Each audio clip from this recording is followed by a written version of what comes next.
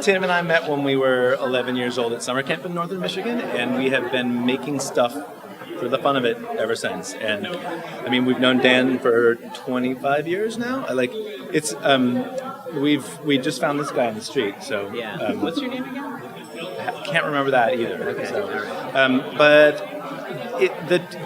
I'm dodging your question because the inspiration is never the particularly exciting part.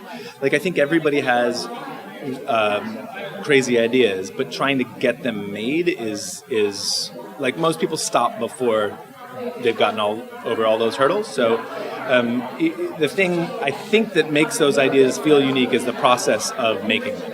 That, like, a crazy idea like, let's do something in zero gravity, not only will we actually chase it, but we know at this point that our process requires going and playing in that situation. You can't plan it out. You can't do it on an idea alone. You actually have to, like, collaborate and put yourself in a position where all of us can really input. I mean, I think pretty much every video we've made, there's always a moment about a quarter of the way in where we think, like, oh my God, I don't think this might not work, you know? Yeah. A quarter of the way in. And then it's like an hour before we're done. Yeah, exactly. Yeah. We realize how deep we are in, like, a quarter of the way in, and then 12 hours before we're done, we're like, this is definitely not happening. And then 3 hours before we're done, we're screaming. And then when we're done, we're screaming a different way.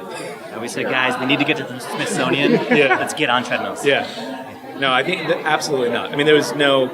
We were thinking about trying to get to Chipotle once we were done working out the moves. This most recent one was an interesting challenge, because usually our process is, like, get together and play a lot. Like, actually, figure out the basic sandbox we're in and then get everyone in there, play for as long as it takes to come up with an idea. But you can't play in the domain of 0.2 of a second. Like, you have to record what you're doing, go back and look at it, see if it worked. There is an iteration process of trial and error, but it's not nearly as organic as we're used to. So the choreography for that was all math. Like, there's the only way we can communicate with that tiny amount of time is through abstractions, and